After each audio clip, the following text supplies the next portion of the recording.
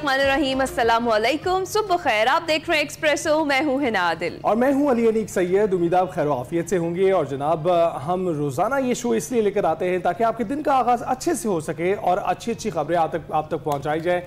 हम PSL की बात करते हैं, हम मौसम की बात करते हैं, ताकि आपके दिन का आगाज़ इस तरह से भरपूर हो कि आपके पास स्टैटिस्टिक्स भी हों और मौसम के हालात वाक़यात भी हों और आप उसके मुताबिक अपना दिन तय कर सकें। लेकिन अच्छी खबरों के अलावा कुछ दिन ऐसे होते हैं जब बुरी खबरें अनअवॉइडेबल हो जाती हैं और हम कोशिश करने के बावजूद भी आपको अवॉइड नहीं कर पाते वो खबर पहुंचाना। और चूंकि अब ऐसी खबरें गर्दिश कर रही हैं और आप जानते हैं कि मंगल के रोज़ एक वाक़या पेश आया है, उसके बाद हम फिर बात कर ही लेते हैं अपने प्रोग्राम में उसकी कि भारत की एक बार फिर रियासती साजिश और फॉल्स फ्लैग ऑपरेशंस की शर्मनाक रिवायत, जिसमें मंगल के रोज़ मकबूजा कश्मीर के सियाहती मकाम पहलगाम में एक अफसोसनाक वाक़या पेश आया था, जहां नामालूम अफराद ने अंधाधुंध फायरिंग करके 2 गैर मुल्कियों समेत कई सयाहों को हलाक कर दिया था। जबकि आपको बताते चले कि 28 अफराद हलाक हुए थे और कई जख्मी हुए थे। 13 अफराद जख्मी होने की जो रिपोर्टिंग की गई थी। भारतीय मीडिया ने सरकार से सयाहों के कत्ल पर सवालात करने की बजाय उसका सारा मलबा पाकिस्तान पर डाल दिया और पाकिस्तान के खिलाफ प्रोपेगेंडा शुरू कर दिया और किसी तहकीक के बगैर पाकिस्तान पर इल्जामात लगाने शुरू कर दिए। और गुज़िश्ता रोज भारत ने पाकिस्तान के खिलाफ 5 इकदाम करने का ऐलान किया है, जिसके मुतालिक है ना आप बताएंगे। जी हाँ, पहले इकदाम में भारतीय हुकूमत ने पाकिस्तान के साथ जो सिंध-तास मुआहिदा है, इंडस वाटर ट्रीटी है, उसको फौरी तौर पर मुअत्तल कर दिया है। दूसरा कदम जो है वो ये है जी, अटारी चेक पोस्ट को फौरी तौर पर बंद कर दिया।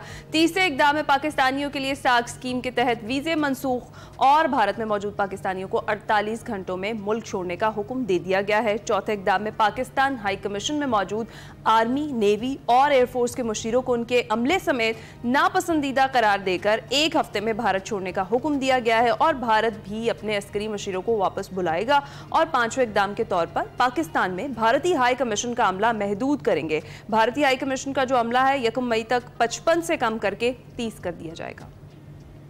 आपने गुफ्तगू सुनी और अब आप देख ही रहे हैं कि कितनी देर में ये वाक़या होता है, कितनी देर में वो अपनी सलामती इजलास बुलाते हैं और फिर मोदी की क़यादत में वहाँ पर ऐसे फैसले लिए जाते हैं जो कि बिल्कुल पाकिस्तान मुखालिफ दिखाई देते हैं। सारा मलबा स्केप गोट करके पाकिस्तान पर डाल दिया जाता है और ऐसे वाक़यात क्यों होते हैं, क्यों कर होते हैं, कोई तफ्तीश नहीं की जाती, कोई तहकीकात नहीं की जाती और पाकिस्तान को पहले की तरह फिर से इन फॉल्स फ्लैग ऑपरेशन का निशाना बनाया जाता है और कहा जाता है कि पाकिस्तान की जानिब से ऐसे इक़दाम की वजह से वो मुजम्मत करते हैं और साथ साथ अपने 5 निकात सामने रख देते हैं जिसके लिए वो पहले से परतोल रहे हैं। लेकिन पाकिस्तान ने भी भारतीय इक़दामात का जवाब देने के लिए कौमी सलामती कमेटी का इजलास आज तलब कर लिया है और वज़ीर आज़म शहबाज शरीफ इस इजलास की सदारत करेंगे। इजलास में सिविल और अस्करी क़यादत भी शिरकत करेगी और सफारती ज़राए के मुताबिक भारतीय इक़दामात के पेश नज़र वज़ारत ख़ारजा में मुशावरत जारी है और वज़ारत ख़ारजा अपनी सिफारिशात कौमी सलामती कमेटी में पेश करेगी। ये सारी सूरत हाल है जिस पर हमने बात करनी है। हमें ज्वाइन कर चुके हैं आमिर असराना साहब, सीनियर तज्ज़िया कार हैं। अस्सलाम वालेकुम आमिर साहब, गुड मॉर्निंग, कैसे हैं आप?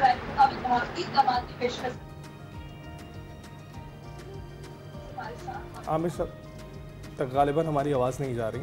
आमिर साहब, क्या आप हमें सुन सकते हैं इस वक्त? आमिर साहब से राब्ता एक बार बहाल करने के बाद फिर से जो है उनसे गुफ्तगू करने की कोशिश करते हैं। मसाइल हैं, लेकिन फिलहाल ये जो सूरत हाल बनी है जिसके ऊपर हमने कल भी बात की थी और हमने कहा था कि इस पर डिटेल में जरूर बात होगी। कि कल ही जब ये वाकया हुआ था तब भी हमने अपने प्लेटफॉर्म से पहले ही ये बताया था आपको कि ये एक बड़ा वाकया है, एक बड़ा वाकया जो कि इंडिकेशंस देता है मुख्तलिफ पहलुओं की जानिब, जहां पर आप ये सोचते हैं कि इसका बेनिफिशियरी कौन है। तो आमिर साहब अस्सलाम वालेकुम, गुड मॉर्निंग, कैसे हैं आप? जी वालेकुम अस्सलाम, कैसे आप लोग ठीक हैं? अल्हम्दुलिल्लाह। आमिर साहब, ये जो पहलगाम फॉल्स फ्लैग ऑपरेशन है जिसकी आड़ में भारत ने अब पाकिस्तान के साथ जी इंडस वाटर ट्रीटी जो है उसको मुअत्तल कर दिया है, इस आबी जारियत पर आप क्या कहेंगे और क्या भारत जो है यूनिलैटरली जो ये मुआहिदा है सिंध-तास का, इसको मुअत्तल कर सकता है? देखें, ये बिल्कुल नामुमकिन बात है जो उन्होंने की है और ये सही आबी दहशतगर्दी जिसे कहा जा रहा है ये वही कुछ है, क्योंकि सिंपल सी बात है कि इस मुआहिदे में कोई क्लॉज ऐसी नहीं है कि जिसमें इस मुआहिदे को ख़त्म किया जा सके और इसमें वर्ल्ड बैंक गारंटर है तो ज़ाहिर है इंटरनेशनल आर्बिट्रेशन तो इसके अंदर साथ ही शुरू हो जाती है और आप नहीं कर सकते इसको, ना अकेले कर सकते हैं बातचीत किए बगैर। तो ये इंडिया ने एक बड़ा सोच समझ के ड्रामा पैदा किया। ये समझने की ज़रूरत है दुनिया के लिए भी कि आप 3 बजे एक वारदात बताते हैं, 3-5 पे आपके सारे सोशल मीडिया एक्टिव हो जाते हैं, पाकिस्तान बैशिंग शुरू हो जाती है। अच्छा आप देखें कि बलूचिस्तान में जो जाफर एक्सप्रेस का वाकया हुआ, उसके ऊपर किस किस्म की वीडियोस इंडियन मीडिया ला रहा था कि जी कैसे प्लान किया, क्या किया। अच्छा आप यहाँ पे 7 लाख से ज़्यादा फौजी ला के खड़े कर चुके हुए हैं मकबूजा कश्मीर में। इस एरिए को मकबूजा कश्मीर में वहाँ पे उसको स्विट्ज़रलैंड कहा जाता है, सयाह आए हुए हैं और इतनी बड़ी कहानी बन गई, इसको कहानी कहूँगा, वारदात डाली गई है और किसी के पास कोई वीडियो एविडेंस नहीं है, सिर्फ एक तस्वीर के अलावा कि जी इसमें वो एक खातून बैठी है, उसका शौहर लेटा हुआ है कि जी ये हलाक हो चुके हैं और पीछे तस्वीर में अगर गौर से देखें तो एक जोड़ा वॉक कर रहा है। अच्छा वाकया इतना बड़ा हो चुका हुआ है, जोड़ा वॉक कर रहा है। कमाल हो गया वैसे जो इन्होंने ड्रामा बनाया है। बॉलीवुड फिल्मों वालों से पूछ लेते तो शायद वो इनको कोई अच्छा सीन बनवा देते, क्योंकि ये जो है ना समझ से बालातर गेम डाली है। फिर उसके बाद जिस तरीके से गेम हुई कि जी जाहिर है कि अमेरिकन प्रेसिडेंट का विजिट कोई अचानक तो नहीं हुआ, वो प्लान विजिट था। यही है कि वो फ्यूचर में मूवी प्लान कर ली गई है इस वाकये के ऊपर पूरी, तो उसका स्क्रिप्ट करने के लिए सारी चीजें जो है ना वो तैयार की गई है। मुझे तो लग रहा है खराब, वैसे भी खराब हो जाएगी। बॉलीवुड कुछ ना कुछ समझ से काम लेता है। ये जो राक एजेंटों ने काम दिखाया ना, ये उससे फारिग नजर आए हैं कि आप देखें कि अमेरिकी नायब सदर वहां मौजूद हैं, मोदी उनसे मिलते हैं, वो सऊदी अरब चले जाते हैं, सऊदी अरब का बड़ा अहम विजिट है उनके लिए। लेकिन ये मैसेज एक बनाया गया कि जी देखिए अमेरिका हमारे साथ है, पाकिस्तान का सबसे क्लोज अलाई सऊदी अरब हमारे साथ है, हम वहां पे पहुंचे हुए हैं और वहां से हम वापस आ जाते हैं। और फिर उसके बाद आने के बाद एक मीटिंग, फिर कैबिनेट मीटिंग और फिर जो फैसले अनाउंस किए गए कि जी सिंध ताश मुआहिदा हेल्ड इन अबेंस में डाल दिया और सफारतकारों का दर्जा पहले भी हाई कमिश्नर लेवल पे नहीं था हाई कमीशन का, अब वो चार्डी अफेयर यानी कौंसल जनरल लेवल पे है। लेकिन कल उनको बुलाया गया साद बड़ाइच को और फिर उनको फहरिस्त थमाई गई है कि ये 8 लोग, जिसमें वो हमारे डिफेंस, एयर अताशी और नेवल अताशी थे और उनके साथ 5 अमला था, कि ये तो जाएंगे, बाकी जो 25 में से कम, क्योंकि 50 में से अब उन्होंने 55 में से 30 कर दिए हैं कि बाकी आप लोग खुद तय करें, बॉर्डर हमने क्लोज कर दिए हैं, अब ये सारे दुबई के रास्ते जाएंगे। जाहिर है जवाबन तो हमारा भी यही इक़दाम होगा और वो लोग भी दुबई से जाएंगे। सार्क के वीज़े जो पाकिस्तानियों के पास वहाँ थे वो भी कैंसिल कर दिए। अब ये इक़दाम ऐसे नहीं है कि ये हैपेजेडली हो गया, ये पूरा प्लान करके उन्होंने किया हुआ था। बस पहले मीडिया हाइप क्रिएट की गई है, दुनिया से मदमतें इकट्ठी की गई हैं और अब ये दिखाया। आज हमारी अब बुनियादी तौर पे नेशनल सिक्योरिटी कमेटी का इजलास है, जिसके लिए हमारे तमाम जो फॉरेन ऑफिस है, हमारा दिल्ली में हाई कमीशन है, उनकी रिपोर्ट होंगी, इंटेलिजेंस रिपोर्ट होंगी, दोस्त ममालिक के साथ मशवरा शामिल होगा कि हमें क्या जवाब देना चाहिए, हमारा क्या स्टांस होना चाहिए। और ये तो सोचने का सवाल ही नहीं पैदा होता कि नेशनल सिक्योरिटी के ऊपर, पाकिस्तान की प्राइड के ऊपर किसी किस्म की कमजोरी हुकूमत पाकिस्तान, हमारे इदारे, हमारी मुसल्लह अफवाज दिखा सकते हैं। ये सोचना भी नहीं चाहिए। ये सोचना अब इंडिया का काम है कि अगर वो कुछ और करता है तो हमारा जवाब जो होगा वो उनके लिए बहरहाल एक सरप्राइज जरूर होगा। बिल्कुल। आमिर साहब, आपने बॉलीवुड की बात की, तो बॉलीवुड के हवाले से ये बात है कि वो जबान हो रही है तो इनको शायद मुद्दे चाहिए, अभी कुछ टॉपिक्स चाहिए जिन पर ये वीडियोस या अपनी फिल्में बना सकें। लेकिन इसके साथ साथ आप ये देखिए कि मंगल को वाकया होता है और कुछ ही घंटों के फर्क से ये इजलास होता है और इजलास के बाद ऐलानात कर दिए जाते हैं कि जी ये 5 मुख्तलिफ किस्म के ऐलानात हैं, जिसमें सिंध ताश मुआहिदा मुअत्तल करना भी है। आपको लगता है कि इसकी टाइमिंग भी कुछ डिफाइन करती है? क्योंकि अगर इतनी ही प्रोएक्टिव हो मोदी गवर्नमेंट तो ऐसे वाकयात हो ही क्यों? और ये कश्मीरी सवाल कर रहे हैं। देखें, कश्मीरियों का तो सवाल है ही। वो कह रहे हैं कि वहां पे जब भी कोई जहाद का काम था, सब कुछ था, तो वो इंडियन फौजियों के साथ था। मकबूजा कश्मीर में जो हर घर पे मुसल्लत कर दिए गए हैं, हर 100 मीटर पे एक सिपाही फौजी मौजूद है। तो ये सयाहों को मारना, ये दुनिया को दिखाना था। इंशाल्लाह ताला ये इनका फ्रेबी ड्रामा इनके अपने गले पड़ जाएगा। ये जो मर्जी कर लें, लेकिन सिंध ताश मुआहिदा मुअत्तल करने के बाद अच्छा फिर क्या होगा? क्या फिर पाकिस्तान को ये इजाजत बन गई एक किस्म की कि जो इन्होंने हमारे दरियाओं के ऊपर जो डैम बनाए हैं, तो फिर वो भी किसी मुआहिदे के ऊपर नहीं आएंगे? अगर जंग होनी है तो फिर जंग में, तो फिर वो कहते हैं ना मोहब्बत और जंग में सब कुछ जायज है। फिर जब जंग होनी है तो फिर आपके साथ क्या होगा? ये जो डैम्स बना के आपने पानी रोका हुआ है सिंध ताश मुआहिदों के भी खिलाफ, तो फिर आप अगर वो डैम उड़ गए कहीं से, फिर आप क्या करेंगे? फिर ये पानी तो यहीं आप नहीं ना रोक सकते इस तरह। ये जो आपका प्लान है कि आप पानी पाकिस्तान को रोक के खुश्क करके मार देंगे, जिस तरह उनके लोग रिटायर्ड फौजी, हाजिर फौजी, वो सारे के सारे ट्वीट्स कर रहे हैं, सोशल मीडिया पे आ रहे हैं कि नक्शे से खुदा न खास्ता पाकिस्तान को मिटा देने का वक्त आ गया। तो भाई फिर जरा सोच लें, पाकिस्तान ने तो हमेशा इंटरनेशनल मुआहदों का एहतराम किया है, शिमला मुआहदा हो या वो इंडस ट्रीटी हो, फिर सब जब उड़ेंगे तो फिर हर तरफ से इक़दाम होंगे। फिर आप ये मत सोचेंगे फिर पाकिस्तान ये सोचेगा कि इंडिया इतना बड़ा है या छोटा है, फिर हमारे पास मुकाबले के लिए पूरी सलाहियत मौजूद है। एग्जैक्टली आमिर साहब, बिल्कुल ऐसा ही है जिस तरह आपने भी जिक्र किया, ये तो हमेशा से होता है। सन 2000 की बात करें, अमेरिकी सदर बिल क्लिंटन का दौरा था, उस मौके पर सिखों का कत्ल हुआ। फिर 2007 में अगर जाएं तो समझौता एक्सप्रेस धमाका, या फिर 2019 का पुलवामा हमला। इन तमाम वाक़यात का जो प्रोपेगेंडे का एक मकसद रहा वो यही रहा कि पाकिस्तान को आलमी सतह पर बदनाम किया जाए और मुसलमानों के खिलाफ जो नफरत का बयानिया उसे मजबूत किया जाए और कश्मीरी अवाम पर जो जुल्म जारी है उससे दुनिया की तवज्जो हटाई जा सके, जिस पर अब डेफिनेटली कश्मीरी भी सवाल इस सारे मामले पर उठा रहे हैं कि 7 लाख से ज्यादा की फौज कश्मीर में मौजूद है और ऐसा वाकया होना फिर इनकी सिक्योरिटी नेग्लिजेंस है, इतनी बड़ी नालायकी है। और इस सारी सूरत हाल पर जो रिस्पॉन्स रहा पाकिस्तान का, क्योंकि अल्लाह का शुक्र है कि एक चीज़ अच्छी है कि जब कोई बाहर से अटैक करता है तो हम सब की यूनिटी होती है और एक ही किस्म का मुत्तफ़िक़ा तौर पर जवाब दिया जाता है और सब वही जवाब दे रहे हैं। इस पर आप क्या कहेंगे? बिल्कुल, देखें जी, इंशाल्लाह पाकिस्तानी कौम जाहिर है अपने दुश्मन के खिलाफ मुत्तहिद है। हमारे दाखिली इख्तलाफात 100 हो सकते हैं और रहेंगे, कोई वो तो है नहीं कि दाखिली इख्तलाफात खत्म हो जाएंगे, वो एक खास वक्त के लिए रुक जाते हैं। लेकिन पाकिस्तान के ऊपर तो कुछ भी नहीं है ना, तो वो इनको जवाब भी मिलेगा। हमारी पार्लियामेंट का मुझे ख्याल है कि मुश्तरका इजलास भी तलब किया जाएगा इस नेशनल सिक्योरिटी कमेटी की मीटिंग के बाद। तमाम लोगों की तरफ से मुत्तफिका करारदाद भी इंडिया की मजम्मत में पास होगी और बताया जाएगा कि पाकिस्तान यूनाइटेड है, पाकिस्तान एक है, पाकिस्तानी कौम एक है। लेकिन जो कुछ इंडिया ने किया है, अब इंटरनेशनली हमारे फॉरेन ऑफिस का, हमारे राब्तों का असल वक्त आ रहा है कि उसका जवाब वहां से भी मिले, हमारे दोस्त ममालिक भी हो। दुनिया भी देख रही है कि 2 न्यूक्लियर पावर्स अगर आमने सामने होंगी तो उसका नतीजा क्या निकलेगा, ये सोचने की बात है, घबराने की बात है। पाकिस्तान के बारे में इंडिया ने हमेशा यही किया। देखें, जब 1998 में हमने धमाके किए, हमने उनसे ज़्यादा किए। उनका ख्याल ये था कि उन्होंने कर दिए धमाके तो हम जवाबन खामोश रहेंगे, लेकिन ऐसा नहीं हुआ। हमने उससे 1 महीना पहले 3000 किलोमीटर दूर मार करने वाला जो गौरी मिसाइल है, जो मद्रास तक जा सकता है, उसका तजर्बा किया था। फिर एटमी वॉरहेड्स तो अब बेशुमार हमारे बन चुके हुए हैं और हमारा प्रोग्राम उनको पता है कि वो इंडिया स्पेसिफिक इसलिए है कि हमें और तो किसी से ऐसा खतरा नहीं है। और ये नहीं है कि लॉन्ग रेंज ही सिर्फ हैं हमारे पास, तो वो मैं कहता हूँ, शेख रशीद कहता था, शेख ये शुरली पटाखे नहीं है, ये एटम बम है जो हमने बिल्कुल इस तरह तैयार किए हुए हैं कि फिर एक एक शहर हम निशाने पे लेंगे, बॉर्डरिंग एरिया में भी और दूर का भी। तो फिर जंग में तो फिर कुछ भी हो सकता है, ये सोचने का काम दुनिया का भी है।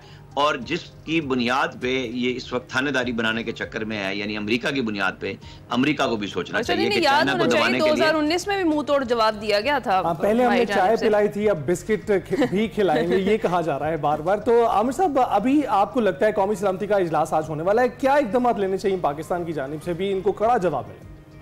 देखिए, पाकिस्तान ने तो जवाब, मैं समझता हूं कि हमें सबको पता है कि अपनी इक़्तिदार आला, नेशनल सिक्योरिटी के ऊपर किसी किस्म का कंप्रोमाइज सोचा भी नहीं जा सकता। हमारी मुसल्लह अफवाज हर वक्त तैयार है और एक दहशतगर्दी के खिलाफ जंग में हमें 1 अशरे से ज्यादा हो गया, हम मुसलसल लड़ रहे हैं। तो तैयारियां हमारी रिवायती जंग की भी हैं, लेकिन रिवायती जंग नहीं लड़ी जा सकती आज के दौर में, फिर फैसला कौन जंग होगी, ये बात इंडिया को क्लियर होनी चाहिए। अगर हम दूर चले जाएं जनरल ज़ियाउल मरहूम के दौर में, तो वो भी राजीव गांधी के कान में जब कह के आए थे कि हमारे पास वो है, तो फिर सोच लें। एक दफ़ा यही काम नवाज शरीफ ने किया था आज़ाद कश्मीर में जाके, जब वो अपोजिशन लीडर थे मोहतरमा बेनज़ीर भुट्टो मरूमा के दौर में, और इंडिया को कहा था कि हमारे पास वो चीज़ मौजूद है जो आप समझते हैं कि नहीं है, तो फिर आप तैयार रहें। तो वो मैसेज दिलवाए गए थे मुख्तलिफ टाइमिंग में कि पाकिस्तान की कैपेबिलिटी पे आप कोई ऐसा ना समझे कि नहीं है। तो फिर जब धमाके कर दिए गए, फिर हमारे वॉर हेड्स वाले सारे मिसाइल पब्लिक हैं, दुनिया के सामने हैं, लेकिन हम तो पहल करने वाले मुल्क नहीं हैं। जो बात आपने अभी सवाल में कही कि जो इंडिया ने फरवरी 19 में किया था तो उसका जवाब मिला था, और पिछली दफा चाय पिलाई थी, घुस के मारेंगे, इनको जवाब यही होगा। पिछली दफा हमने इनके इंडियन आर्मी चीफ के नजदीक धमाके करके बताया था कि हमें पता है कि आप यहाँ बैठे हुए हैं, लिहाजा होश के नाखून लें, और फिर उनके त्यारे भी गिराए गए थे। एग्जैक्टली आमिर साहब, इस सारी जो सूरत हाल है इसको तो हम डिस्कस कर ही रहे हैं, इसमें इंडियन मीडिया के किरदार पर आप क्या कहेंगे? क्योंकि पाकिस्तानी मीडिया ने तो बहुत सुलझे हुए तरीके से सारी सिचुएशन को हैंडल भी किया और जिस तरीके से मजम्मत भी की गई, हमारे जिस तरह से तमाम सियासतदानों ने भी मजम्मत की और हमारे वज़ीर आज़म ने भी इस वाक़े की मजम्मत की कि दहशत गर्दी जो है वो कहीं पर भी काबिल कबूल नहीं है, इंसानी जानों का ज़िया कहीं पर भी काबिल कबूल नहीं है, लेकिन उस तरीके से उसका इल्ज़ाम धरना और ख़ास तौर पर जो प्रोपेगेंडा इंडियन मीडिया की तरफ से किया गया उस पर आप क्या कॉमेंट करेंगे? उससे पहले एक फिक्रा सिर्फ कि फॉरेन ऑफिस ने कल उसकी वाक़े की मजम्मत की। हमारे यहाँ दहशतगर्दी के बेशुमार वाकयात हुए और ताज़ा तरीन बड़ा वाकया जाफर एक्सप्रेस का था। इंडिया की तरफ से तो कोई जवाब नहीं आया, उन्होंने तो कोई मजम्मत नहीं की, वो तो एंजॉय कर रहा था। और उनका मीडिया उस वक्त, जो मैंने आपके स्टार्ट में बात कही थी, किस तरीके से आर्टिफिशियल इंटेलिजेंस की वीडियोस, मुख्तलिफ वाकयात की वीडियोस बलूचिस्तान से जोड़ के चला रहे थे, यही कुछ उन्होंने किया। लेकिन उस ड्रामे में हकीकत का रंग नहीं भर सके जो अब पहलगाम वाला किया कि 5 मिनट के अंदर अंदर सोशल मीडिया, पूरा नेशनल मीडिया इंडिया का, वो पाकिस्तान बैशिंग पे आ गया और जो दुश्मन तराजी की, जो हैजान अंगेजी वो फैला रहे हैं इस वक्त पूरी कौम के अंदर कि भाई जंग के लिए तैयार हो जाओ, क्योंकि मोदी का अपनी जो पॉपुलैरिटी है वो क्वेश्चन में आई है। उनकी अपोजिशन भी उसको कर रही है कि ये ड्रामे कर रहे हैं, क्यों कर रहे हैं? पाकिस्तान की तरफ कभी भी ये नहीं हुआ था, पाकिस्तान ने कभी कहीं पे दहशतगर्दी नहीं की। पाकिस्तान अपना जवाब सिक्योरिटी का देने का महफूज रखता है, जिसकी तैयारी पूरी है। इंडियन मीडिया अपने लोगों को बेवकूफ़ बना रहा है, दुनिया को दिखाने के लिए कर रहा है। लेकिन ये क्वेश्चन बहरहाल मौजूद है कि पहले 5 मिनट के अंदर अंदर कैसे सारी चीज़ें आ गई और वहाँ से कोई वीडियो नहीं मिल रही आपको कि कौन शूटर थे, कैसे मार गए वो लोगों को। ये क्वेश्चन उनके ऊपर है। उनकी पुलिस इश्तिहार दे रही है कि 20 लाख रुपए इंडियन दिए जाएंगे जो इन दहशतगर्दों का बताएगा, और वहां से प्रेस कॉन्फ्रेंस हो गई 5 नुकात के मबनी के जी सिंतास मुआहिदा खत्म, वाघा बॉर्डर बंद, फलां बंद, और ये लोग चले जाएं। तो ये सारी चीजें कुछ और अक्कासी कर रही हैं कि आपकी पुलिस तो कुछ और ढूंढ रही है और आप नतीजे पे भी पहुंच चुके हैं। बिल्कुल ऐसे ही। आमिर साहब, बहुत बहुत शुक्रिया हमसे बात करने के लिए। और इसके साथ साथ आप ये देखते ही हैं कि मोदी सर जब भी आती है ऐसे ही कोई तरीका वारदात होता है, जो ऐसा ही कोई वाकया होता है, नाखुशगवार वाकया, जिसके बाद वो तैयारी करके बैठी होती है कि पाकिस्तान को इसका सहरा पहनाना है, इसकी जानिब बढ़ना है, इसको बताना है कि ये रिस्पॉन्सिबल है। जबकि फॉल्स फ्लैग ऑपरेशन के हवाले से पहले भी तफसीलात पाकिस्तान ने पूरी दुनिया के साथ शेयर की और उस पर सुबकी हुई इंडिया को, भारत को, मोदी सरकार को। और इसके साथ साथ आप देखिए, जब भी ऐसा कोई वाकया होता है तो पाकिस्तान में मौजूद जो पार्टीज होती हैं, जो मुख्तलिफ मुखालफीन होते हैं, वो सभी एक पेज पर आ जाते हैं, जो कि एक बहुत ही खुशाइन चीज़ है।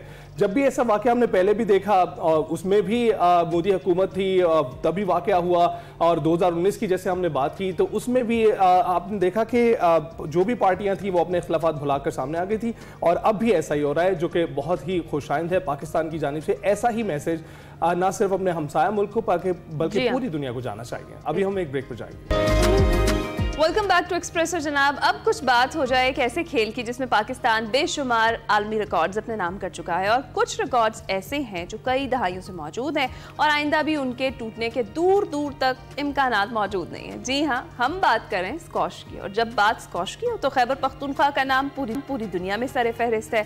खैबर पख्तूनख्वा से ताल्लुक़ रखने वाले जानशेर खान, कमर जमान और जहांगीर खान, जिन्होंने मुल्क का नाम पूरी दुनिया में रोशन कर रखा है, उन्हीं के नक्शे कदम पर चलते हुए पेशावर की 3 स्कॉश चैंपियन बहनें भी स्कॉश के मैदान में पूरी दुनिया में अपनी पहचान बना चुकी हैं। हम बात कर रहे हैं अली सिस्टर्स की, महविश अली, महानूर और सहरिश की, जो अब तक जूनियर कैटेगरी में के कई बड़े टाइटल्स और बेशुमार मेडल्स जीतने में कामयाब रही हैं। हाल में ही उन्होंने WSF ऑस्ट्रेलियन जूनियर ओपन 2025 में कामयाबी की तारीख रकम की है। महानूर अली ने WSF ऑस्ट्रेलियन जूनियर ओपन 2025 की अंडर 13 कैटेगरी में गोल्ड मेडल जीता है, और इसी तरह से सहरिश अली ने अंडर 15 में सिल्वर, जबकि महविश ने अंडर 17 में गोल्ड मेडल अपने नाम किया है। और तीनों चैंपियन एक बार फिर एक्सप्रेसो की मेहमान बनी है। हमारे साथ हमारे कराची स्टूडियो से मौजूद है, मजीद उनसे बात करते हैं। बिल्कुल अली सिस्टर्स, बहुत बहुत शुक्रिया हमें ज्वाइन करने के लिए। आप लोग कैसी हैं, और सबसे पहले ये बताइएगा कि आप में सबसे बड़ी कौन है?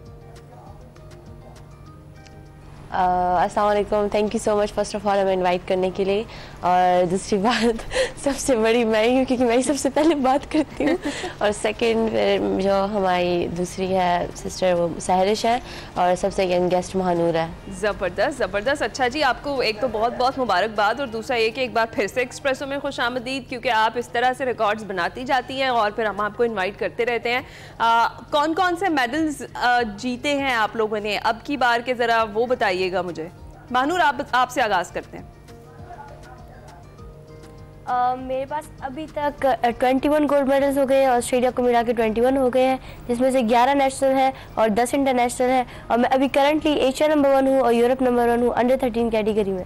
जबरदस्त। देखिए आप तो बड़ी अच्छी ओरेटर भी लग रही हैं। अच्छा सहरिश, ये बताइएगा कि WSF Australian junior open squash championship 2025 का तजर्बा आपका कैसा रहा? सॉरी मैं आपका क्वेश्चन नहीं समझी। Sahrish, how was your experience? ये जो Australian junior open squash championship है 2025, इसका आपका एक्सपीरियंस कैसा रहा? बहुत अच्छा एक्सपीरियंस था, हमें न्यू प्लेयर्स के साथ खेलने को मिला और कुछ सीखने को मिला। मेरी बहुत ज़्यादा टफ फाइट्स हुई डिफरेंट मुल्कों की लड़कियों के साथ और 32 का ड्रॉ था। मैं हर एक मैच 3 लव जीतती आई सेमीफाइनल तक और फिर फाइनल में अनलकी हो गई आई गेस, क्योंकि हमारा बहुत ज़्यादा क्लोज फाइट थी। 3-2 हुआ उस लड़की के साथ जिससे मैं पहले मलेशिया में जीती थी, लेकिन इस बार 3-2 से हार गई। तो महविश, आपका तजुर्बा कैसा रहा? फर्स्ट ऑफ ऑल आपने जो टाइटल्स की बात की, सो मेरे पास अल्हम्दुलिल्लाह 28 गोल्ड मेडल है, जिसमें इंटरनेशनल और नेशनल को मिला के मेरे पास 28 गोल्ड मेडल्स हैं। और सेकेंडली ऑस्ट्रेलिया का जो टूर्नामेंट था वो शुरू से हम पिछले साल भी मैं जीती हूँ ऑस्ट्रेलियन जूनियर ओपन अंडर 17 में, इस साल भी डिफेंडेंट चैम्पियन थी। और चूँकि मेरे लिए एक बहुत बड़ी बात थी क्योंकि मैं पिछली बार चूँकि फ़ाइनल 3-2 जीती थी, इस बार मैं 3 स्ट्रेट 3-0 सबको हरा के मैं फ़ाइनल जीती हूँ। सो एक्सपीरियंस अच्छा था, बहुत ज़्यादा अच्छे प्लेयर्स आते, सारे हार्ड वर्क करते हैं, हमने भी हार्ड वर्क की और हम भी इंशाल्लाह आगे जाके और भी करेंगे और भी इस तरह के टाइटल्स देंगे इंशाल्लाह। मुझे ये बताएं कि कौन से और कितने ऐसे कॉम्पिटिशन्स हैं जो आपस में हुए हैं और कौन ज़्यादा जीता है सब में? सबसे ज़्यादा टाइटल्स अभी तक महविश के पास है क्योंकि ऑफ कोर्स हमारी सीनियर है और जब हमारा आपस में मैच आता है तो फिर हम लोग बहनें नहीं होते, हम लोग ओपोनेंट्स होते हैं। लेकिन ऑफ कोर्स जब मैच ख़त्म होता है तो मैच के बाद हम लोग दोबारा बेस्ट फ्रेंड्स सिस्टर्स हम लोग फिर दोबारा जो है तो मजाक करते हैं, एक दूसरे के साथ बातें करते हैं, सब कुछ शेयर करते हैं, सपोर्ट करते हैं। अगर किसी और के साथ मैच हो तो मैच के बाहर तो ये सब चलता रहता है, लेकिन गेम में हम लोग जो है तो सीरियस होकर खेलते हैं और हमारे आपस में मैचेस आते हैं बहुत सारे, लेकिन हम लोग जो है तो एक दूसरे पे रहम नहीं करते। अच्छा, लगता नहीं है कि जो सिस्टर्स होती है ना वो कहीं भी जाकर सीरियस हो सकते हैं, लेकिन आप कह रही हैं कि कोर्ट में आप सीरियस हो जाते हैं तो फिर हम सबको मान लेते हैं। बिल्कुल। तो सहरिश ये बताइएगा कि घर में तो बहुत सारे मेडल्स अब अंबार लग गया होगा। हाँ, टोटल कितने हैं ये? आपके पास कितने? मेरे पास टोटल 15 गोल्ड मेडल्स है और उसके अलावा मेरे पास 4 सिल्वर और 4 ब्रॉन्ज भी है। ज़बरदस्त ज़बरदस्त। अच्छा महविश, आप लोगों ने तो फिर घर की एक जो वॉल है वो पूरी डेडिकेटेड होगी कि आप लोगों की ट्रॉफीज, मेडल्स और शील्ड्स जो हैं वहाँ पर मौजूद होंगी, तो भर गई है पूरी दीवार? जी ऑफ कोर्स, हमारे बाबा ने सेपरेट हमारे लिए पूरा कबर्ड बनाया है बड़ा वाला, जिसमें आई थिंक 5 के कितने रोज है, वो सारी भरे हुए हैं हमारे मेडल्स से, ट्रॉफीज से, लाइक सब चीज़ों से भरे हुए हैं, प्राइजेस से। सो या जब उसको हम देखते हैं तो हमारी जो सारी मेहनत है ना, so we just you know it all that's all worth it. So हम यही सोचते हैं कि हमें जितनी हार्डवर्क थी, मेरे बाबा की जितनी हार्डवर्क थी, हमसे ज़्यादा उनने हार्डवर्क की हमारे साथ और उनने बहुत ज़्यादा हर्डल्स गुजारी। So I think that all credit goes to him. तो महानूर ये बताएं कि बाबा कब से आपको तैयारी करवाना शुरू करते हैं, क्योंकि आप इतनी छोटी सी उम्रों में आप लोग जो हैं इतने सारे मेडल्स जीत चुके हैं, तो बाबा कब शुरू करवाते हैं आपको, किस उम्र से स्टार्ट करते हैं? मैंने खुद 7 साल की उम्र से स्टार्ट किया था खेलना, लेकिन प्रोफेशनली मैंने जो है तो 3 के 4 साल हो गए कि मैं प्रॉपर ट्रेनिंग ले रही हूँ स्क्वॉश के लिए और बाहर इंटरनेशनल टूर्नामेंट्स खेल रही हूँ। तो बाबा ने जो है तो शुरू से ही उनको, क्योंकि वो स्क्वॉश के प्रोफेशनल प्लेयर नहीं थे, लेकिन उनने जो है तो अपनी पूरी कोशिश की हमारे साथ ट्रेनिंग करने की और फिर वो हमारे साथ खुद भी आके कोचिंग कराते थे, हमें बेसिक्स जो है तो जो जितना वो सीखते थे वो हमें ट्रांसफ़र करते थे, हमें बताते थे कि बेटा आपकी ये मिस्टेक है, इसको जो है तो आपको इम्प्रूव करना है, तो वो भी हमारे साथ अपना जितना कर सकते थे ट्रेनिंग हमारे साथ करते हैं। ज़बरदस्त ज़बरदस्त। अच्छा महविश, एक और चीज़ जो बड़ी इंपॉर्टेंट होती है आप जैसे प्लेयर्स के लिए, एथलीट्स के लिए, जो भी इस तरह से नेशनल इंटरनेशनल पार्टिसिपेट करते हैं, स्पॉन्सर्स, तो स्पॉन्सर्स के मसाइल आपको भी देखने को मिले हैं और इस बार तो आप लोगों को वेलकम जो है उस तरीके से एयरपोर्ट पर नहीं किया गया, क्या कहेंगी? To be honest, for a player सबसे ज़्यादा इम्पोर्टेंट यही होता है उसको फैसिलिटेट करना और सेकेंडली उसको स्पॉन्सरशिप देना, क्योंकि अगर उनके पास स्पॉन्सरशिप नहीं, if we don't have any sponsorship, हम जाके इंटरनेशनल लेवल पे हम क्या होता है परफॉर्म नहीं कर, इवन हम कितने भी अच्छे क्यों ना हो।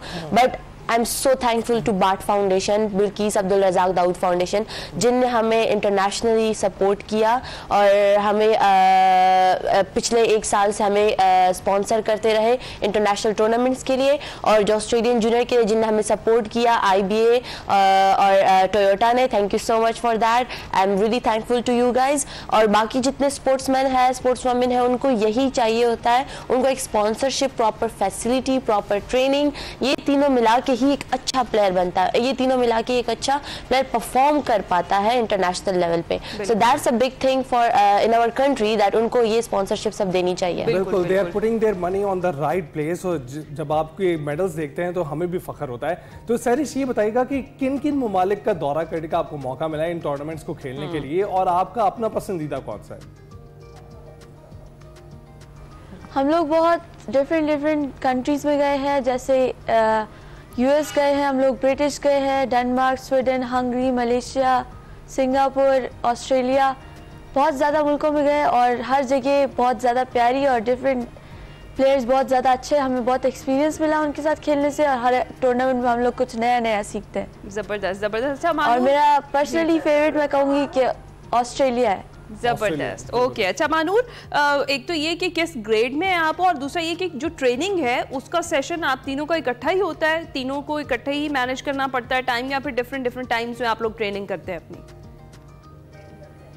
ऐसा है कि क्योंकि महविश हमसे उसका लेवल हमसे थोड़ा ऊपर है, हम अच्छा लेवल पे गेम खेलती है, तो हमसे सीनियर है, तो जो है तो उसकी ट्रेनिंग थोड़ी डिफरेंट होती है थोड़ी सी, लेकिन मैं और सैश एक साथ ट्रेनिंग करते हैं। और महविश अभी करंटली शायद K2 स्क्वॉश में ट्रेनिंग कर रही है US में, और मैं और सैश जो है तो अभी पेशावर में ही खेल रहे हैं, अपनी ट्रेनिंग कंटिन्यू रख रहे हैं, फिजिकल ट्रेनिंग साथ साथ। बिल्कुल महविश, आपने तो घर में ही फैंस इकट्ठे किए हुए हैं, तो ये बताइएगा कि अभी आप लोगों के आगे की क्या प्लान्स हैं और आप किस तरह से अपने करियर्स को परस्यू कर रहे हैं? टू बी ऑनेस्ट, जैसे मानू ने ट्रेनिंग की बात की, so I am first of all really proud of them कि वो लोग इतनी हार्ड वर्क करें, मानू एंड सैरिश, और मैं बहुत लकी हूँ कि मुझे इस तरह की बहनें मिली है जो मुझे सपोर्ट करते हैं, मैं उन्हें सपोर्ट करती हूँ। और दूसरी बात कि जो हमारे आगे के फ्यूचर प्लान्स है वो है हम US में जितने जूनियर गोल्ड इवेंट्स हो रहे हैं वो खेलेंगे, JCT जो कि US जूनियर के बाद सबसे बड़ा इवेंट है, प्लैटिनम, वो खेलेंगे हम। और मेरे बाकी PSA के इवेंट्स आ रहे हैं जो कि प्रोफेशनल इवेंट्स है, जो कि सीनियर इवेंट्स है, जिनमें मैं टॉप 100, टॉप 200, टॉप 50 के प्लेयर्स के साथ खेलूंगी। So that's a big thing for me, and मैं चाहती हूँ कि मैं उसमें परफॉर्म करूँ। सो इंशाल्लाह, बाकी अल्लाह मालिक आप सबकी दुआएं हैं। बिल्कुल बिल्कुल, हमारी सारी दुआएं आपके साथ हैं, सारी बेस्ट विशेस आप तीनों के साथ हैं। Thank you so much Ali sisters, आप लोगों ने हमें ज्वाइन किया, और इस तरह से ही आप पाकिस्तान नाम रोशन करती रहिए, और ऐसे ही हम आपको एक्सप्रेसो में बुलाते रहेंगे। अभी हम जाएंगे छोटी सी ब्रेक पर, आप कहीं मत जाइएगा। Welcome back. आलमी मईशतों की बात करते हैं। अमरीकी टैरिफ से इंटरनेशनल गोल्ड मार्केट में हलचल नजर आ रही है और अब तमाम ममालिक सोना खरीदते हुए दिखाई दे रहे हैं। चीन समेत दुनिया के बड़े मुल्कों ने सोने के ज़खायर बढ़ाना शुरू कर दिए और चीन ने मार्च में इंटरनेशनल मार्केट से 2.8 टन सोना खरीदा है। चीन रवा साल की पहली तिमाही में 12.8 टन सोना खरीद चुका है और इंडिया ने भी सोना खरीदा है, अपने ज़खायर बढ़ाए हैं, 3 टन से जायद सोने का इजाफा कर लिया है। जबकि पाकिस्तान की बात करें तो 22 अप्रैल को सोने की फी तोला कीमत 3,63,700 रुपए की नई रिकॉर्ड सतह पर पहुंच चुकी है। जी हाँ, और यही सूरत हाल रही तो आगे चलकर हालात क्या होने वाले हैं, इसके हमारी मईशत पर क्या असरात हो सकते हैं, इस पर हमने बात करनी है। हमें ज्वाइन कर चुके हैं डॉक्टर अयूब मेहर साहब, माहिर मौशियात हैं। अस्सलाम वालेकुम डॉक्टर साहब, गुड मॉर्निंग, कैसे हैं आप? डॉक्टर साहब, सबसे पहले अगर हम बात करें जिस तरह से सोने की कीमत में इजाफा हो रहा है, एक तो ये कि इसकी मेजर रीज़न क्या है, और क्या जो डॉलर है उसकी कीमत की कदर में कमी और आलमी सतह पर जो हुकूमतों को सरमायाकारी की वजह से ये बढ़ रही है कीमत सोने की, रीज़न क्या है मेजर इसके पीछे? देखिए, सबसे पहली जो रीजन बनी है, जो इमीडिएट रीजन बनी है, वो तो एक स्टेटमेंट है कि ट्रम्प ने बयान दिया था, प्रेसिडेंट ट्रम्प का बयान था कि आने वाले वक्त में, आने वाले फ्यूचर में वो शख्स ज्यादा सक्सेसफुल होगा, ज्यादा फायदे में रहेगा जिसके पास गोल्ड होगा जी। तो ये स्टेटमेंट इस तरह की थी कि इसके बाद एक स्पेकुलेशन जो होती है वो लोगों को की शुरू हो जाती है इन्वेस्ट मार्केट में। तो स्पेकुलेशन शुरू हुई कि अगर प्रेसिडेंट ट्रम्प का ये बयान है कि गोल्ड वाले बेहतर रहेंगे जिनके पास गोल्ड होगा, तो उससे अंडरशुड के प्राइस बढ़ेगी, लोगों ने उसको जिस अंदाज में लिया होगा उस पर स्पेकुलेशन शुरू होगी। ये तो इमीडिएट रीजन है। अच्छा, लेकिन अगर इमीडिएट रीजन से हटकर आप देखें, इकोनॉमिक फंडामेंटल तो आप देखें, तो 2 साल पहले, आपको अगर याद हो, 2 साल पहले रशिया ने ऑफिशियली एक स्टेटमेंट शुरू की थी कि जब यूक्रेन से वार शुरू हुई थी और ये खदशा वो उन्होंने महसूस किए थे कि ऐसा होगा कि यूरोपियन कंट्रीज और दूसरी यूरोपियन के अलावा दूसरी भी जो वेस्टर्न ब्लॉक की कंट्रीज हैं वो शायद ट्रेड सैंक्शन लगाएंगी रशिया पे, और ट्रेड सैंक्शन की वजह से जो रूबल है, जो दूसरी रशियन करेंसी है, उस पर फर्क पड़ जाएगा, वो डिवैल्यू हो जाएगी। तो रशियन गवर्नमेंट ने ऑफिशियली अपना स्टांस लिया था कि रूबल की जो प्राइसेस है वो आज से हम गोल्ड में करेंगे, ये ओपन मार्केट में नहीं होगा, गोल्ड की बेस पर इसकी प्राइस डिटरमिन होगी। तो ये एक इस तरह से लगा था गोल्ड स्टैंडर्ड की तरफ एक मूवमेंट दोबारा से शुरू हो गई। ऐसा ही है। तो डॉक्टर साहब, अभी जो करंट सिचुएशन है उसमें तो ऐसे लग रहा है लोगों को कि बैंकों से जो प्रॉफिट्स वो ले रहे थे उससे ज्यादा उनको लग रहा है कि सोना खरीदना कहीं ज्यादा मुनाफा बख्श है। तो बहुत सारे लोग ऐसे कर रहे हैं कि अपनी सेविंग से या जो उन्होंने बैंक में पैसे रखवाए हुए थे उससे वो गोल्ड परचेज करके रख लें। ये समझदार मूव है इस वक्त? ये तो देखिए, यकीनन एक स्पेकुलेशन शुरू होनी थी जब स्टेटमेंट एक आती है एक बड़े मुल्क के सरबराह की तरफ से कि गोल्ड वाले जो, और ऐसे सरबराह जो अपनी इकोनॉमिक पॉलिसीज जो है एग्रेसिवली इम्प्लीमेंट भी कर रहे हैं, तो उसके बाद स्पेकुलेशन होनी थी। लोगों को अब ये यकीन हो गया है कि शायद गोल्ड ही जो होगा फ्यूचर में, यही करेंसी होगी और यही सबसे ज्यादा जो कैपिटल गेन होगा, जो प्रॉफिट में होगा, वो यही होगा जिसके पास गोल्ड होंगे। तो इसका असर बैंक्स पर, यकीनी तौर पर बैंक्स पर आना था। सिर्फ बैंक्स में नहीं आना था, वर्ल्ड की ग्लोबल स्टॉक मार्केट में भी आना था। लोग सिर्फ बैंक से पैसा नहीं निकलाएंगे, लोग अपने स्टॉक और दूसरे एसेट भी तो सेल करके गोल्ड में कन्वर्ट करना चाहिए। रियल एस्टेट पे नेगेटिव इफेक्ट आ सकता है, तो ये तो इसके नेचुरल है। लेकिन हम इसको मतलब है, अगर बिल्कुल एक इकोनॉमिक एनालिसिस करें, सही तजिया करें, स्पेकुलेशन को छोड़ दें। मैं कह रहा हूँ शॉर्ट टर्म जो स्पेकुलेशन हो रही है उसका इम्पैक्ट तो यकीनी तौर पे मैं एडमिट कर रहा हूँ कि स्टॉक मार्केट पे भी आएगा, बैंक्स पर तो यकीनी तौर पे आना शुरू हो गया है। बिल्कुल, लेकिन स्टॉक मार्केट और डेट मार्केट पर भी आएगा, बॉन्ड्स पर भी आएगा। तो लेकिन अगर इसको इकोनॉमिक फंडामेंटल की बेस पर देखें, अगर वर्ल्ड अगर रिवाइव करेगी, दोबारा रिबाउंड करेगी गोल्ड स्टैंडर्ड की तरफ, जो 1945 में IMF के बनने के बाद खत्म हो गया था, सिवाय अमेरिका के बाकी तमाम कंट्रीज ने गोल्ड स्टैंडर्ड के बजाय ओपन करेंसी मार्केट में अपनी करेंसी की वैल्यू को डिटरमाइन करते थे। यूएस ने एक तय कर दिया था कि यूएस का जो डॉलर होगा वो कन्वर्टेबल होगा गोल्ड में, लेकिन 1973 में वो भी खत्म हो गया था।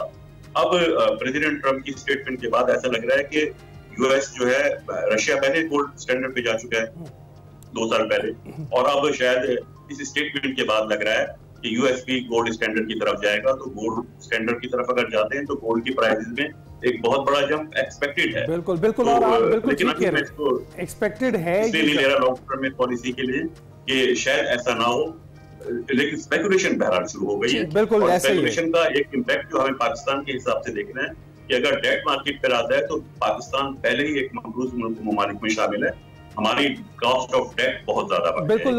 डॉक्टर साहब, हम पाकिस्तानियों के लिए, पाकिस्तान के लिए भी आपसे अभी इसी हवाले से पूछना चाह रहे थे कि उनके लिए क्या बेहतर है। इस वक्त बहुत सारे लोगों ने इन्वेस्टमेंट अपनी रियल एस्टेट में की हुई है, क्या उनके लिए भी गोल्ड स्टैंडर्ड पर आना या गोल्ड खरीदना ज्यादा बेहतर है? क्योंकि अभी आप बात कर रहे थे रशिया की यूक्रेन वॉर की, और उसके बाद रूबेल को गोल्ड स्टैंडर्ड पर वो ले गए थे, तो स्विफ्ट निज़ाम से वो निकल गए थे और बहुत सारी सैंक्शंस उन पर आना शुरू हो गई थी। हमने देखा ये शिफ्ट जो है उसका एक तसलसल है, वो फौरी तौर पर नहीं आया था, बल्कि आहिस्ता आहिस्ता ये डी डॉलराइजेशन की तरफ जा रहे हैं। और अब चूंकि डॉलर एक बुनियादी करेंसी थी जिसकी वजह से ये मुस्तहकम रह रही थी बाकी मईशतें भी, तो वो खुद जो है अब जब वो हाली का शिकार है, जिसकी वजह से गोल्ड स्टैंडर्ड पर जा रहे हैं। आपको लगता है पाकिस्तानियों को भी अब इस स्पेकुलेशन के पीछे जो आदादो शुमार है उनको मद्देनजर रखते हुए इसी तरह से खरीदारी करनी चाहिए जैसे इस वक्त हो रही है? देखिए पाकिस्तान की जो इन्वेस्टमेंट होती है हमारी जो सेंट्रल बैंक है, सेंट्रल बैंक ने ऑलरेडी सेंट्रल बैंक का अरेंजमेंट होता है कि आप सेंट्रल बैंक एक करेंसी में नहीं होता जो हमारे फॉरेन एक्सचेंज रिजर्व होते हैं। सेंट्रल बैंक के पास गोल्ड के स्टॉक्स होते हैं, गुज़िश्ता एक डिकेड में वो स्टॉक बढ़े हैं, कम नहीं हुए। गवर्नमेंट के लेवल पर भी ये पॉलिसी अडॉप्ट कर लेनी चाहिए। लेकिन देखना सिर्फ इतना है कि इकोनॉमिक पॉलिसी में ऐसा नहीं होता कि हम एक स्टेप लेंगे तो उसके नतीजे में कोई और चीज इफेक्ट नहीं होगी, ठीक है, और भी इफेक्ट। बिल्कुल ठीक है। बहुत शुक्रिया डॉक्टर अयूब मेहर साहब हमारे साथ मौजूद थे। इस वक्त की जो सूरत पर हम डिस्कशन कर रहे थे, अभी हम जाएंगे एक ब्रेक पर, आप लोग कहीं मत जाइए।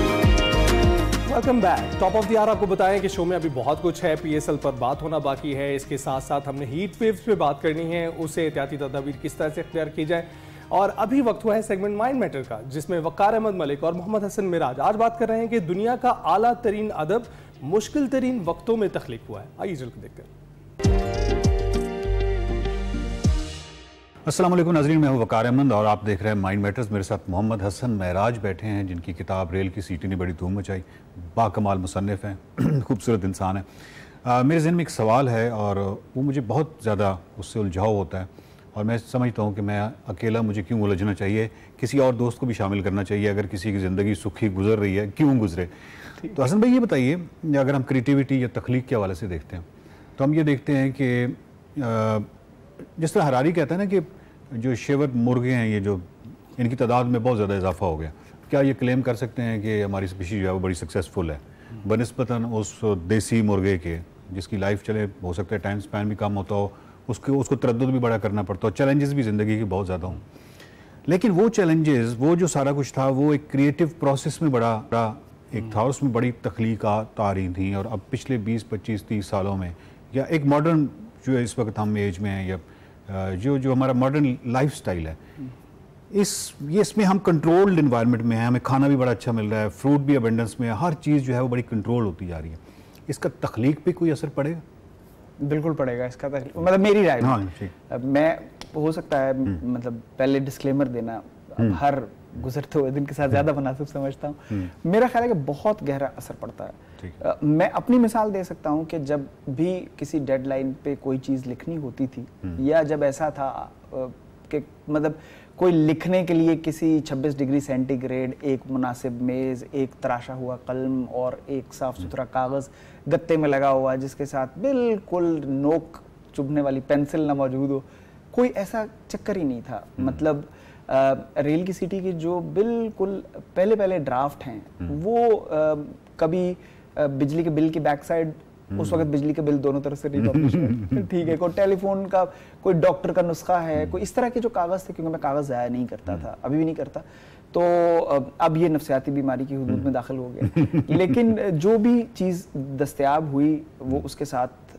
जो है वो मतलब अब जो है थोड़ी सी, चूँकि लिखने की वैसी वो नहीं, मतलब कोई डेडलाइन नहीं है, कोई ऐसी पाबंदी नहीं है, ठीक है, कि ये लिखना है, लिख के किसी को देना है, पहुंचाना है, इसे छपना है, किसी ने इसका प्रूफ करना है, मेरे पे कोई इतनी अफसोस होते जा रहे हैं। तो तू मतलब जो है वो, मैं समझता हूँ कि सर्वाइवल जो है, जो कि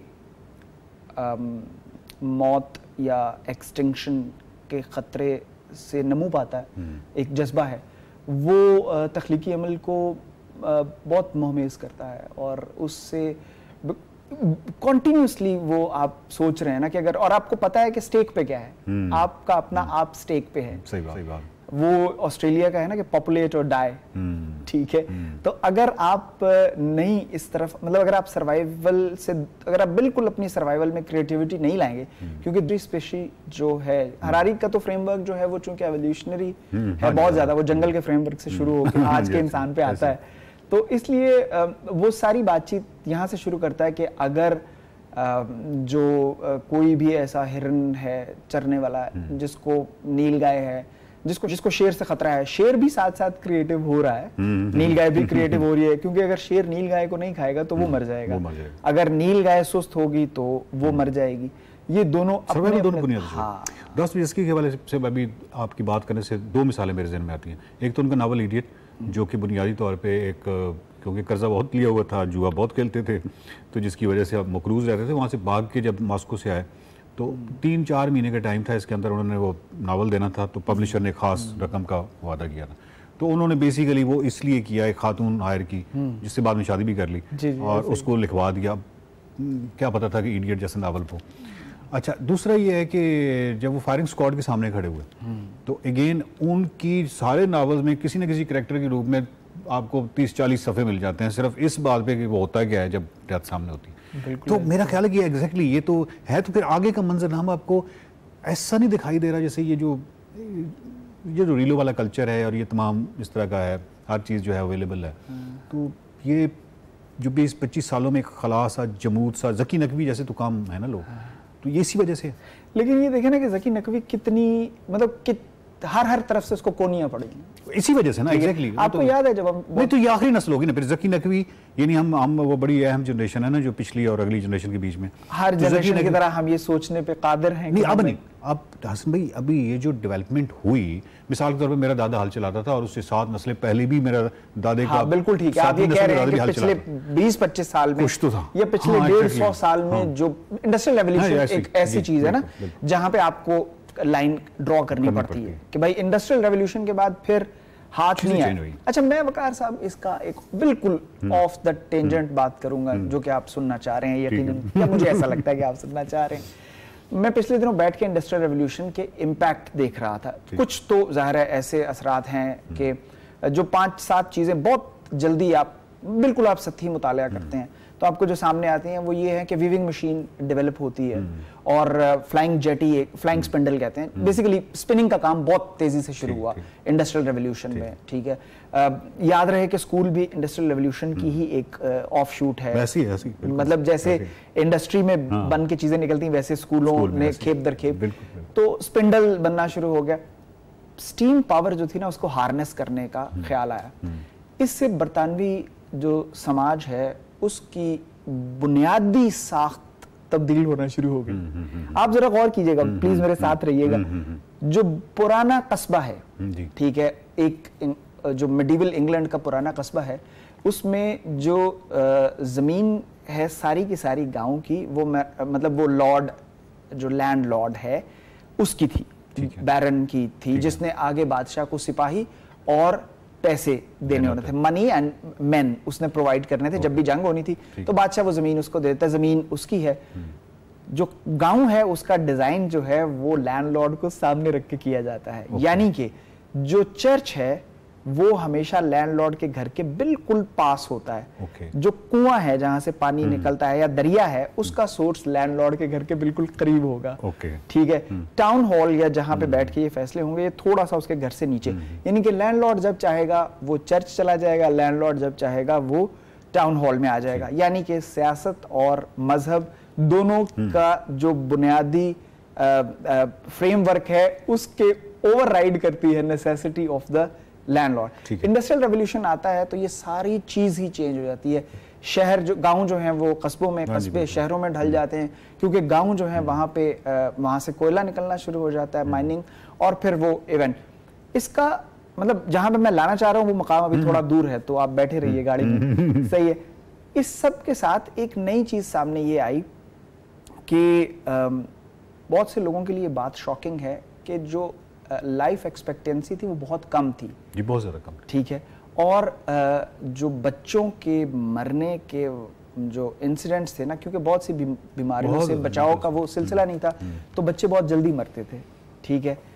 अब जहाँ बैठ के बात होती ना कि उसका ये असर हुआ, उसका ये असर हुआ, मतलब उसके साथ स्लेव ट्रेड की एसोसिएशन है, उसके साथ शुगर केन प्लांटेशन है, मतलब बहुत कुछ होता है। वहाँ एक ये हुआ कि अब जब लोगों के बच्चे मरना शुरू हुए तो लोगों ने उनकी तस्वीर खींचना शुरू कर दी।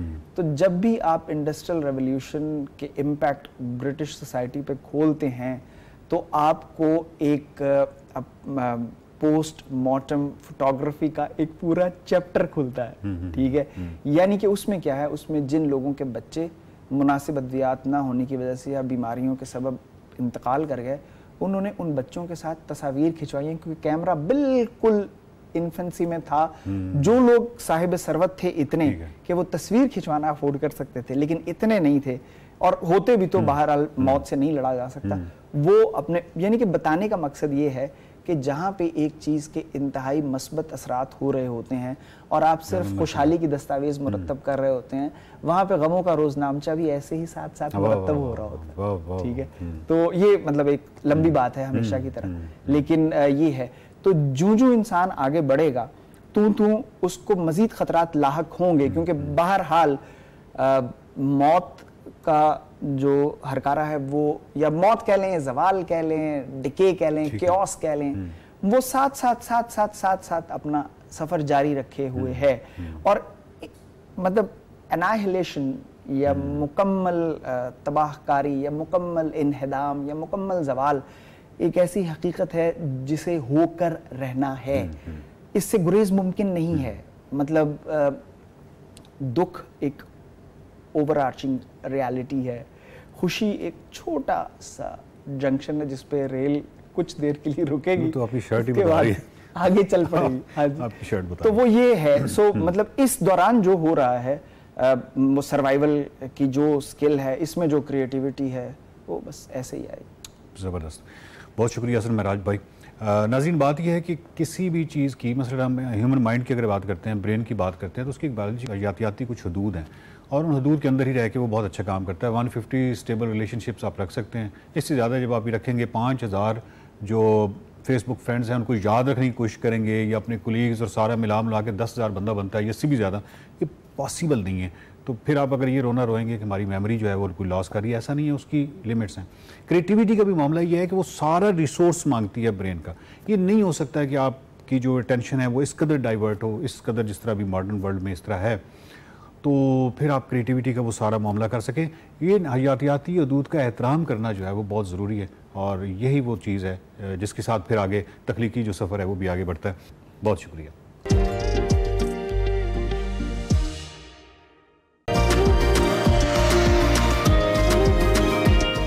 वेलकम बैक जनाब। अब PSL की बात कर लेते हैं। PSL 10 का मेला जारी है और 13वें मैच में मुल्तान सुल्तान्स का टाकरा हुआ है इस्लामाबाद यूनाइटेड के साथ। इस्लामाबाद यूनाइटेड अपनी स्ट्रीक जारी रखे हुए है, ये मैच भी जीत गई। पहले मुल्तान सुल्तान्स ने खेला और खेल बहुत अच्छा था, जिसके बावजूद हम एक्सपेक्ट कर रहे थे कि मुल्तान सुल्तान्स अपनी होम ग्राउंड पर कुछ बेहतर कारकर्दगी दिखा सकेंगे। पहला वो मैच जीत गए थे। अच्छा, हम एक्सपेक्ट कर रहे थे कि, और कल यही कह रहे थे हमारे तज्जिया नगार भी यही कह रहे थे कि जनाब होस्ट ये जो टीम है मुल्तान सुल्तान्स की, इसने अपने होम ग्राउंड में ही इस्लामाबाद को शिकस्त का मजा चखाना है, और उसके लिए हम एक्साइटेड भी थे कि कहीं ना कहीं चले अब कोई और टीम भी पॉइंट्स टेबल पर ऊपर आए, जिसमें इस्लामाबाद यूनाइटेड को कुछ झटका मिले। लेकिन इस्लामाबाद यूनाइटेड बहुत पक्की टीम इस वक्त दिखाई दे रही है। और दूसरी जानिब जिंदा दिलाने लाहौर के लिए खुशखबरी है, क्योंकि कज़ाफी स्टेडियम में आज PSL का मेला सच जा रहा है। आज कज़ाफी स्टेडियम इवेंट के 14वें और लाहौर कलंदर्स के पहले होम मैच की मेजबानी करेगा। तो ये लाहौर कलंदर्स के लिए और लाहौरियों के लिए बड़ी खुशाइन चीज़ है। एक जानिब होम टीम लाहौर कलंदर्स की होगी, तो दूसरी जानिब बाबर आजम की क़यादत में पेशावर ज़ल्मी मैदान में उतरेगी। और ये मैच इस लिहाज से भी इंपॉर्टेंट है, खास है कि बाबर आजम पहली बार अपने आबाई शहर लाहौर में PSL मैच खेलेंगे। जी हाँ, दोनों टीमों के दरमियान ये टाकरा रात 8 बजे होगा। और जनाब आपने स्टेडियम जरूर जाना है। लाहौर वालों, तमाम टीमों के तमाम प्लेयर्स के जो शिकवे हैं वो आपने दूर कर देने और आपने स्टेडियम को खचाखच भर देना है, क्योंकि रात 8 बजे वक्त है, हाँ, इसीलिए सबके लिए सूटेबल है। आप चले जाएं, ठीक है, अपने काम से, अपने जॉब से, हर चीज से फारिग होकर। इस पर हमने ओवरऑल जो सिचुएशन PSL 10 की चल रही है इस पर बात करनी है। रशाद महमूद साहब हमारे स्पोर्ट्स तज्जियाकार में ज्वाइन कर चुके हैं। अस्सलाम वालेकुम रशाद साहब, गुड मॉर्निंग, कैसे हैं आप? वालेकुम सलाम जी, अल्लाह का शुक्र है, खैरियत है। आप बताइए क्या हाल? अल्हम्दुलिल्लाह। हम PSL 10 का हाल चाह रहे थे कि जरा आप बताएं कि वो उसका क्या हाल हो रहा है। 5 स्टार यूनाइटेड के हाथों जो शिकस्त का मजा चखा है मुल्तान सुल्तान्स ने, और हमें ये लग रहा था, हम एक्सपेक्ट कर रहे थे कि होम ग्राउंड का एज होगा और शायद जो है इस्लामाबाद यूनाइटेड को शिकस्त दे दें मुल्तान सुल्तान्स, लेकिन ऐसा नहीं हो सका। क्या कमेंट करेंगे आप? जी हाँ, ये आप बिल्कुल सही कह रही हैं। मुल्तान सुल्तान्स जिनको पैदर पे कुछ शिकस्त हुई थी पहले, तो उसमें ये ख्याल था कि वापस अब ये मुल्तान में खेलने आ रहे हैं, तो ये होम ग्राउंड पे ये इनका स्ट्रॉन्ग होल्ड है, यहाँ पे बहुत अच्छा परफॉर्मेंस देंगे, और पहले मैच में दिया भी। लेकिन ये कि कल के मैच में जब इनका टाकरा इस्लामाबाद यूनाइटेड से हुआ, तो मैं ये कहूँगा कि काफ़ी हद तक तलई खुल गई इनकी, क्योंकि इस्लामाबाद यूनाइटेड ने का कॉम्बिनेशन एक तो बड़ा अच्छा है, बहुत स्ट्रॉन्ग कॉम्बिनेशन है। उनके साथ जो कोच हैं उनको आजकल पाकिस्तान क्रिकेट बोर्ड भी कंसिडर कर रहा है पाकिस्तान की नेशनल टीम के लिए, माइक हैसन जो हैं, और उसके अलावा शादाब की लीडरशिप भी बहुत डायनामिक है। उन्होंने कल चेंजेस भी किए टीम में, फिर भी टीम बहुत अच्छा खेली, एक वेल ऑयल्ड यूनिट की तरह खेल रही है। तो मैं समझता हूँ कि डेफिनेटली एक तो अनबीटन जा रही है इस्लामाबाद यूनाइटेड, और डेफिनेटली मुल्तान सुल्तान के लिए अब वहां सिचुएशन आ गई है कि उनके लिए अब अगला मैच डू और डाई मैच है। अगर वो अगला मैच हार जाते हैं तो फिर वो उनके लिए बड़ा मुश्किल हो जाएगा क्वालिफाई करना। तो ये सिचुएशन बड़ी अमेजिंग है। तो लोगों का ख्याल हमने देखा कि मुल्तान सुल्तान ने अपसेट शिकस्त किसी हद तक दी थी लाहौर कलंदर्स को, दूसरे नंबर पर लाहौर कलंदर्स जा रही थी और उस पर मुल्तान सुल्तान आपको पता ही है कि कहाँ पर स्टैंड कर रही थी। तो अभी की सिचुएशन आपको क्या दिखाई देती है? मुल्तान सुल्तान ने अपने होम ग्राउंड पर एक मैच सिक्योर किया है और एक मैच वो उस टीम से हारे हैं जो कि इस वक्त स्ट्रीक पर है, लेकिन लाहौर कलंदर्स को ये मौका मिलता है अपने होम ग्राउंड पर मैच खेलने का, तो क्या वैसे ही वो डिलीवर कर पाएगी जैसे मुल्तान सुल्तान कर पाएगी? जी उम्मीद तो है कि यकीनन लाहौर कलंदर्स बेहतर परफॉर्म करेगी, और उनका लाहौर कलंदर्स जो है वो अच्छी साइड है, उनका कॉम्बिनेशन भी अच्छा है, लेकिन वो कि मुझे लग रहा है कि वो परफॉर्मेंस उनकी ग्राउंड पे नजर नहीं आ रही, एक स्केची सी परफॉर्मेंस है। एक मैच में बहुत अच्छा खेलते हैं, दूसरे मैच में जरा सा उनकी परफॉर्मेंस में डिप आ जाता है। तो ये बड़ा जरूरी है कि वो अपना एक रीग्रुप करें, और शाहीन शाह की अफरीदी की लीडरशिप का बड़ा इसमें दखल होगा। लेकिन आपकी बात सही है कि वो अपने होम ग्राउंड पे वापस आ रहे हैं। शाह साहब तो होम ग्राउंड पर तो बाबर आजम भी वापस आ रहे हैं, तो ये ना हो कि रूठी फतह को वो आज मना ही ले और जड ने सेंचुरी फिर आज इसी जोश में कि वो होम ग्राउंड में होम क्राउड के सामने खेल रहे हैं। जी हाँ, नहीं आप ये बात तो ठीक कह रही है, लेकिन क्वाइट ऑनेस्टली पेशावर ज़ल्मी का वो परफॉर्मेंस नजर नहीं आ रहा मुझे। ऑनेस्टली अगर आप इसका एक तज्जिया करें तो मैं समझता हूँ कि लाहौर कलंदर्स को डेफिनेटली एज है। पेशावर ज़ल्मी उस तरह से परफॉर्मेंस नहीं दे पा रहे। और coming back to Multan Sultan के थोड़ा सा मैं ये कह दूं कि इन्होंने पिछले साल एक बड़ी इख्तरा की थी, एक डिफरेंट चीज की थी कि इन्होंने फास्ट बॉलिंग के लिए और स्पिन के लिए दोनों फीमेल कोचेस हायर की थी। कैथरीन डाल्टन जो है वो इनकी फास्ट बॉलिंग कोच हैं, लेकिन फास्ट बॉलिंग की वो स्ट्रेंथ और वो परफॉर्मेंस नजर नहीं आ रही मुल्तान सुल्तान की। तो मेरा ख्याल है डेफिनेटली ये बात है कि टीम्स के बॉलर्स को बेहतर परफॉर्मेंस देनी पड़ेगी। बैट्समैन तो फिर भी कुछ बेहतर परफॉर्म कर रहे हैं, लेकिन इन टीम्स के बॉलर्स उस तरह से परफॉर्म नहीं कर रहे डेफिनेटली। बिल्कुल। तो रिशाद साहब, एक जानिब तो टाकरा है ज़ल्मी और कलंदर्स का, तो दूसरी जानिब टाकरा है बाबर आजम और शाहीन शाह अफरीदी का। तो ये आप समझते हैं ना कि इस चीज़ से भी जो है ना मैच बदल जाता है, कुछ सिचुएशन बदल जाती है, क्योंकि ये दोनों ही साबिक कप्तान रहे हैं और दोनों की मौजूदगी की वजह से टीम काफ़ी मुतासिर रही है। तो आपको लगता है कि आज ये अपसेट शिकस्त भी हो सकती है कि जो है बाबर आजम कोशिश करें कि उनकी टीम ऐसी कारकर्दगी दिखाए कि कलंदर्स को शिकस्त हो? जी हाँ बिल्कुल। देखिए बाबर को जरूर परफॉर्म करना पड़ेगा, और ये बहुत ही कलीदी किरदार है उनका इसमें। आप देखिए कि आखिरी मैच जो कराची में खेले थे कराची किंग्स के खिलाफ पेशावर ज़ल्मी, उसमें बाबर की एक मॉडरेट इनिंग सामने आई थी जिसमें लग रहा था कि बाज़ जगह वो स्ट्रगल भी कर रहे थे, बाज़ जगह उन्होंने परफॉर्मेंस भी दी। लेकिन what was great to see was कि कराची में वैसे क्राउड नहीं आ रहा था, लेकिन आखिरी मैच में कराची में बहुत क्राउड आया था और बाबर की सपोर्ट में बहुत नारे लगे। एक कॉन्फिडेंस भी उनको आया और उन्होंने 46 रन बनाए 41 बॉल्स पे। तो आई एम होपिंग कि बाबर जो है वो अपने होम ग्राउंड पे जैसे कह रही है ना, तो उसमें परफॉर्मेंस जबरदस्त देंगे और वो एक लीड फ्रॉम द फ्रंट वाली बात होगी। तो उस वक्त फिर उस सूरत में लाहौर कलंदर्स को काफी हद तक पसीने आ सकते हैं। हाँ, एग्जैक्टली, वरना तो उनका कॉन्फिडेंस इस वक्त कहाँ होगा। अच्छा रिशाद साहब, ये तो चल रही है PSL 10 की बात, हमारी अपनी टीम जो है वो जो अब स्प्लिट करके हम PSL 10 में खेल रहे हैं, लेकिन ओवरऑल जो पाकिस्तान क्रिकेट टीम है वो बड़ा सफ़र कर रही है। पिछली परफॉर्मेंसेज हमारे सामने है।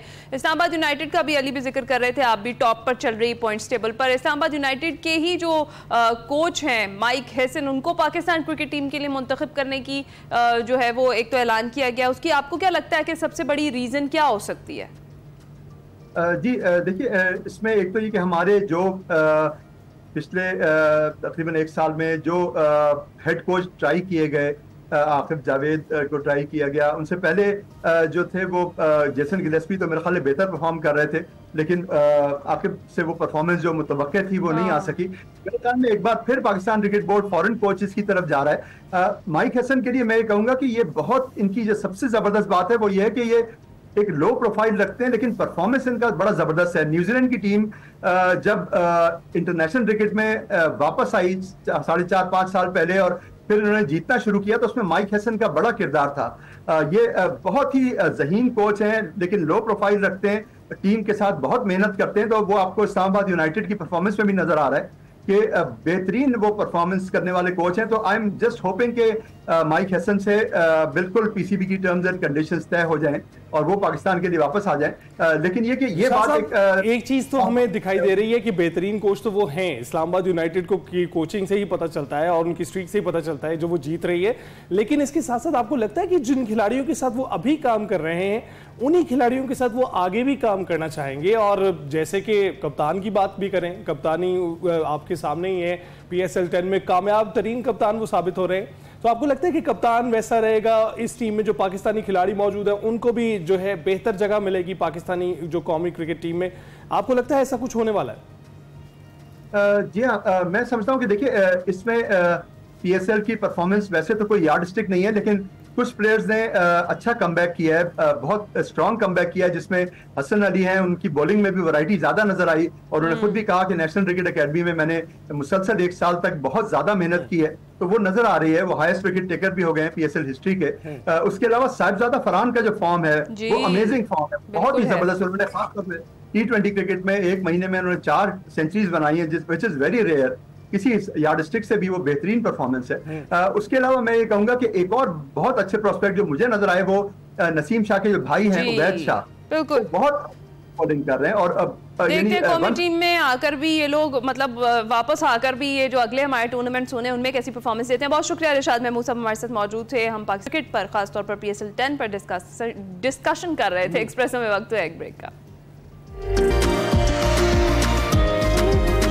Welcome back to Expresso. जनाब, आगाज़ में हमने आपसे कहा था कि हम थोड़ी सी मौसम के हवाले से भी बात करेंगे। जिस तरह से मौसम तब्दील हो रहा है, खासतौर पर जो पाकिस्तान में शदीद गर्मी पड़ रही है उसकी हमने बात करनी है। पाकिस्तान के बेशतर इलाके शदीद गर्मी और हीट वेव की लपेट में है और मुल्क भर में 27 अप्रैल तक गर्मी की शदीद लहर का इम्कान जाहिर किया जा रहा है। हीट स्ट्रोक आमतौर पर इंसान को सख्त गर्मियों के मौसम में गर्म हवाएं चलने और सूरज की तपिश की वजह से होता है और आमतौर पर मुसलसल सूरज की तपिश में काम करने या घूमने से गर्मियों के मौसम में इंसानी जिस्म का जो दर्जा हरारत है वो बढ़ जाता है और ऐसे में हीट स्ट्रोक से मुतासर होने के इम्कानात भी बढ़ जाते हैं। अगरचे हीट स्ट्रोक के गर्म दिनों की वजह से होने के इम्कानात ज़्यादा हैं, ताहम बाज़ ऐसे अफराद हैं जो हाई ब्लड प्रेशर के मरीज़ होते हैं, जिनका जो ब्लड प्रेशर मुसलसल 140, 100, 140 रहता है और जो दिल, दिमाग, गुर्दों और मैदे समेत इसी तरह की दीगर बीमारियों में मुब्तला होते हैं। ऐसे अफराद के हीट स्ट्रोक से मुतासर होने के जो इम्कानात हैं वो ज़्यादा होते हैं और माहिरीन सेहत ये कहते हैं कि शहरियों को सुबह 11 बजे से शाम 4 बजे तक घरों से गैर ज़रूरी तौर पर बाहर नहीं निकलना चाहिए,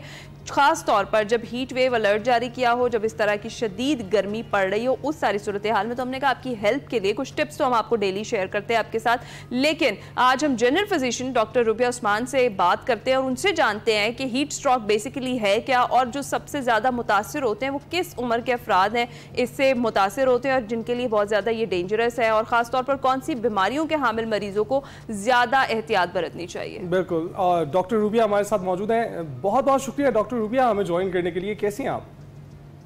thank you ji, thank you for having me. I am good ji, अल्हम्दुलिल्लाह। अच्छा डॉक्टर रुबिया, सबसे पहले तो हीट स्ट्रोक के हवाले से ही बताएं कि किस उम्र के अफराद सबसे ज़्यादा अंदेशा होता है कि वो इससे मुतासर हो सकते हैं, क्योंकि हम बड़ी उम्र के लोगों की तो बात करते हैं लेकिन शायद बच्चे भी इसकी लपेट में जल्दी आ सकते हैं।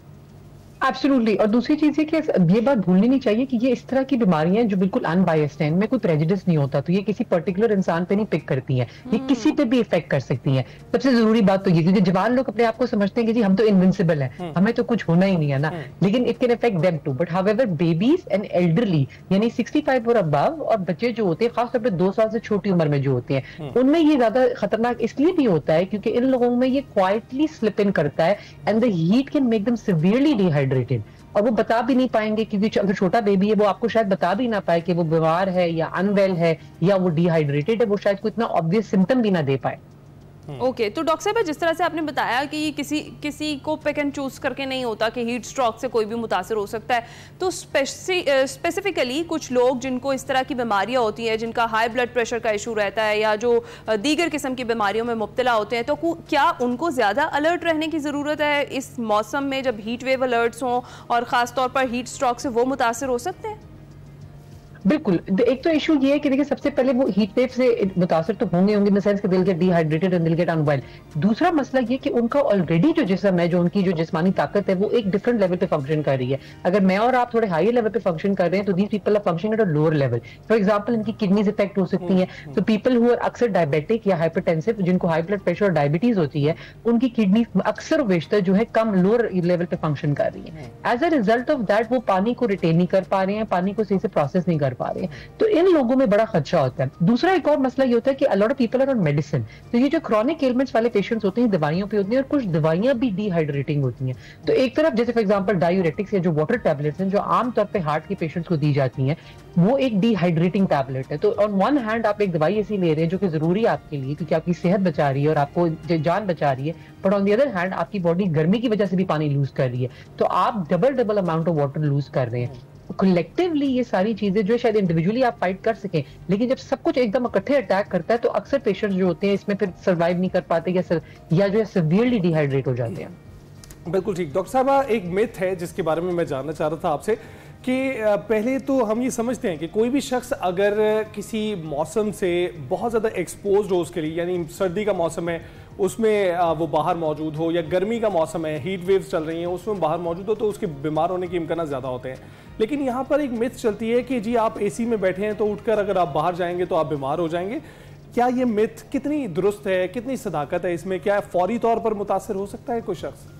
अच्छा सर, मजे की बात है कि ये सवाल हर गर्मियों में पूछा जाता है, सर्दियों में भी पूछा जाता है, गर्म सर्द वाला जो लग जाना। And the funny thing is मुझे अभी तक इसका कोई मेडिकल अच्छा जवाब नहीं मिल पाया, और मैं हर दफा जो है I feel like I am unprepared to answer this, क्योंकि जो हमारे अंदर का जो बच्चा है जिससे अपने बड़े बूढ़ों की बातें सारी उम्र सुनी है, वो इस बात को एज अ रिलीजन बिलीव करता है, वो इस चीज से आर्ग्यू कर नहीं सकता और इस पे महसूस भी कर लेता है कि भाई मेरे साथ ये जो हो रहा है मसला बस ये इसी वजह से हो रहा है कि मैं इसी वाले कमरे से डायरेक्ट बाहर मैंने धूप में जाकर जो है वो काम कोई किया है। तो अच्छा डॉक्टर साहब, मेरा जो सबसे जी sorry, I was just gonna say कि मेडिकल साइंस आपको ये क्लियरली इसे भी नहीं बता पाती क्योंकि ऐसी चीजें पे अक्सर औकात रिसर्च नहीं होती है।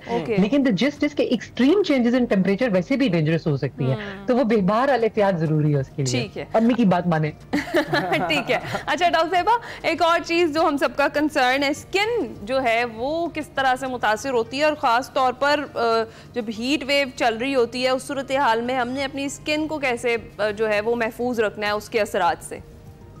देखिए, hydration comes from within as well. तो फर्स्ट ऑफ ऑल आपका जो है वाटर इंटेक जो है वो बड़ा क्लियर होना चाहिए। आप इस तरह ना अपने आप को कि हाँ जी शायद पी लेता हूँ, मे बी 2 गिलास में भी 4 गिलास, it shouldn't be like that. आजकल जिंदगी बड़ी आसान हो गई है, बॉटल्स ऐसी आनी शुरू हो गई जिसमें आपको क्लियरली पता है कि उसमें कितना पानी है, तो आप अपने साथ एक बड़ी पानी की बोतल रखिए जो 1.5 लीटर की है, and you aim to drink maybe 2 of them in your 24 hour day. ये बड़ी जरूरी बात, क्योंकि आपकी हाइड्रेशन स्किन की, बालों की, वैसे भी आपके ऑर्गन्स की अंदर से आती है। सेकेंड चीज is obviously sunblock. Having said that, ये सारी चीजें सनब्लॉक वगैरह आपको, जैसे आपने बोला था शुरू में कि 11 और 4 के दरमियान आपकी पीक हीट है, डायरेक्ट सन रेज आपकी श्वाइन जो नीचे आ रही हैं, आपका UV index is at it highest, यानी बाकी ममालिक में अगर यूवी इंडेक्स 3-4 से ऊपर होता है तो बड़ी स्ट्रॉन्ग वार्निंग आ जाती है कि take an umbrella, wear a hat. यहाँ पर हमारा नॉर्मली औकात में जो है यूवी इंडेक्स जो है वो 8 और उसके अबव होता है, तो दिस इज वेरी इंपॉर्टेंट कि आप सनब्लॉक भी लगाएं और बैरियर मेथड्स भी यूज करें। तो P caps for boys they can wear p-caps, women can wear hats, if they don't want to they can have an umbrella। छतरी ले लें, मतलब एक ओल्ड फैशन छतरी is so helpful। बिल्कुल ठीक। डॉक्टर रूबिया, ये भी बताइए हमें कि आप को क्या लगता है कि अगर फर्ज करें कि एक शख्स जिसको हीट स्ट्रोक हो गया है और वो बेहोश हो गया, क्या करना चाहिए फौरी तौर पर? उसके जिस्म में क्या तब्दीलियां आ रही हैं जिसको फौरी तौर पर टैकल करने की जरूरत होती है? देखिए, एक तो a lot of times what people do is they try to stuff things down their mouth। जो बंदा बेहोश है वो नहीं सॉलो कर सकेगा, तो आप उसमें ज्यादा नुकसान पहुंचाएंगे। अगर नीम बेहोशी की हालत में तो फिर आप उसको शायद पानी भी पिला सकें, आप उन्हें उठा के बिठाएं और उनको सारी उनकी इस्तेमालदारी उस तरह करें। लेकिन अगर वो बेहोश हो गए तो now this is the time for you to rush them to the hospital soon as, because हमें आईवी एक्सेस चाहिए ताकि हम उन्हें आईवी फ्लूइड्स दे सकें। हीट स्ट्रोक में जो बड़ी कॉमन चीज होती है वो ये होती है कि आपकी वेन्स भी कोलैप्स करनी शुरू कर जाती है, बिकॉज आपकी बॉडी डिहाइड्रेट हो रही है। तो जब आप अस्पताल देर से पहुंचते हैं तो उतनी ही दिक्कत होती है हमें आपकी अच्छी वेन ढूंढने के लिए और आईवी एक्सेस मेंटेन करने के लिए, और ये कभी-कभी जानलेवा हद तक भी खतरनाक हो सकती है। ठीक है। और डॉक्टर साहिबा, इन दी एंड और सबसे इंपॉर्टेंट चीज डाइट, हमें कौन सी डाइट जो है वो फॉलो करनी चाहिए खास तौर पर इस मौसम में, और कौन सी ऐसी चीजें जिन्हें हमें अवॉइड करना चाहिए? सो हैव कूलिंग फ्रूट्स आजकल बहुत है, अल्लाह ने कोई ऐसी कुदरत बनाई है जैसे तरबूज, खरबूजा, these are all nice fruits with lots of water content in them. सब्जियों में आपके पास क्यूकम्बर्स हैं और इस तरह की वेजिटेबल्स हैं, so concentrate and trying to focus on them. पानी इनटेक भी मेंटेन करें, अपनी जनरल सेहत का सारा साथ ख्याल रखें और 11 और 4 के दरमियान कोशिश करें अवॉइड करें बाहर जाना if it's possible. Right doctor साहिबा, बहुत बहुत शुक्रिया हमसे बात करने के लिए। डॉक्टर रूबिया को आपने सुन लिया है। डॉक्टर रूबिया का ये कहना है कि अपनी में इनकॉर्पोरेट करें जो मौसमी फल हैं, क्योंकि उनमें बहुत वाफर तादाद में इस वक्त पानी मौजूद होता है, जिस तरह वाटरमेलन है, मेलन्स है, तो अगर वो आप खाते रहेंगे उससे आपका जो हाइड्रेशन लेवल बरकरार रहेगा। इसके साथ साथ पानी का इस्तेमाल करें, अपनी डाइट को मुनासिब रखें ताकि आप ओवर हीट ना हो, और उसकी वजह से बाहर जाने की वजह से हमने आपको टाइमिंग भी बता दी है कि 11 से 4 बजे का ये दौरानिया होता है जिसमें पूरी आबोताब से सूरज चमक रहा होता है, तो उसमें अवॉइड करें बाहर जाना जब तक कि गर्मी की शिद्दत में कमी ना आ जाए। इसके साथ ही एक्सप्रेसो से हम इजाजत चाहेंगे। अपना ख्याल रखिएगा, फीडबैक जरूर दीजिएगा। अल्लाह हाफिज।